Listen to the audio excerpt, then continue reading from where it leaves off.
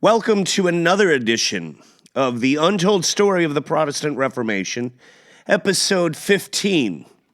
In this episode, let's discuss the Knights Revolt of 1523. It's been called the Knights Revolt by thousands of historians, but the word revolt is somewhat misleading in this case because it's a war. It's a religious war. It's Protestants trying to kill the Catholics. Let's go over the general narrative that's been regurgitated over and over again in our history books as to why the Knights Revolt happened. Allegedly, many knights felt worthless because time had passed them by. The days of charging into battle with sword and shield were gone. Wars were fought and won with gunpowder and cannons. With their services no longer needed, thousands went broke. In their financial frustrations, they revolted against the princes, dukes, and magistrates.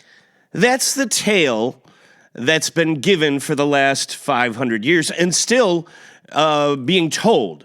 I still ran across it doing research for this series. And it blows my mind when I hear scholars or university professors, people with doctrines in history, giving out such a juvenile explanation for war. Well, let's go over the untold story of the Knights Revolt.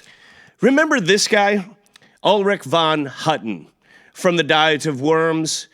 He tried to get Martin Luther to start the revolution, but Martin Luther denied him.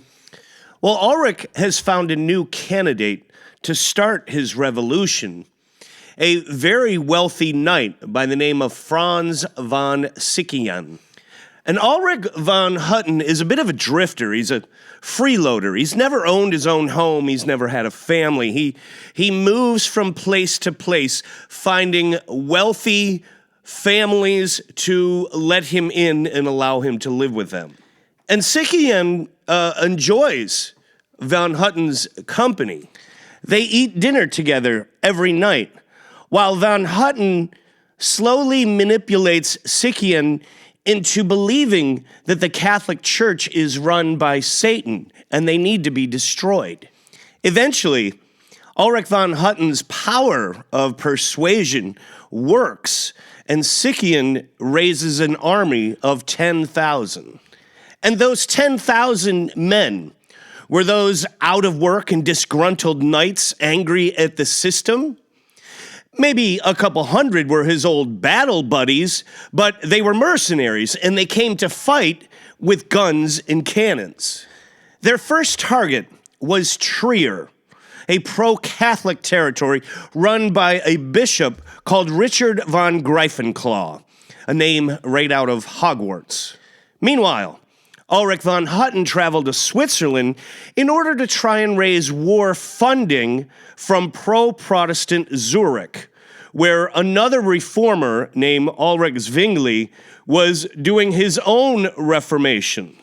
I might do a separate video on Zwingli's reformation. He's not Lutheran. He doesn't believe in the same things that Martin Luther did, but he is anti-Catholic, which is why von Hutten thought he might be able to get money from him and his friends. When Sickingen starts his crusade, he finds very little resistance in the towns and villages on the way to the city of Trier. In those small towns and villages, he ransacks the Catholic Church and kills all the priests. But he's not doing it for power. He doesn't want the territory. His men may be ransacking the churches and the monasteries for gold purposes, but this is a religious war.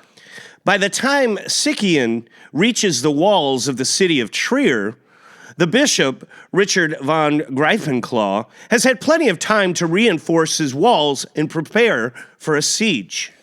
Sickingen is under the impression that the residents inside the city feel trapped and that they want to be Protestant. So he bombards the city with Protestant propaganda, hoping that the residents will overthrow the bishop and his men. This plan fails as Greifenclaw rallies his people. Then Sikian starts the bombardment of the walls by his cannons. Dressed in full armor, Greifenclaw commands his people like a war veteran, stifling any breach that Sikian can muster up. Eventually, Sikian runs out of ammunition and has to retreat.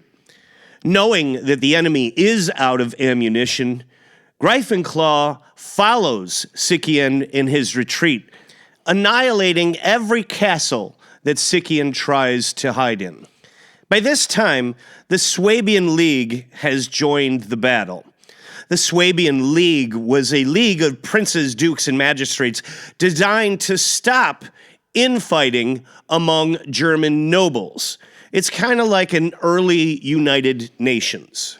It was supposedly reported that Jacob Fugger raised his own army because he was pro-Catholic, as many of the bankers in Augsburg were. I spoke about that in an earlier episode. Later, Greifenclaw caught up to Sikian, and a cannonball collapsed the roof where Sikian was hiding out. The story goes that Greifenclaw stood over a dying Sikian and asked him why he attacked his people of Trier. Unfortunately, his full response is missing, although they do supposedly say he responded by saying, "I am now going to another lord who will judge my actions." As for Ulrich von Hutten, it was said that Greifenclaw had his men hunt for von Hutten in Switzerland, but von Hutten died of syphilis before he could be captured and brought to justice. Just a quick little side note on syphilis. Syphilis is rooted back in the New World in Mexico, North America, and South America. When the Europeans were coming over there and having sex with those of South America and North America, they brought it back to Europe, where it infected several people as an STD, such as Erasmus, Maximilian, and Ulrich von Hutten. That is the untold story of the Knights Revolt. I really hope you enjoyed it. If you have any comments, feel free to place them in the comments below. Otherwise, I will see you in another episode when we discuss the Peasants' War. Thank you for watching.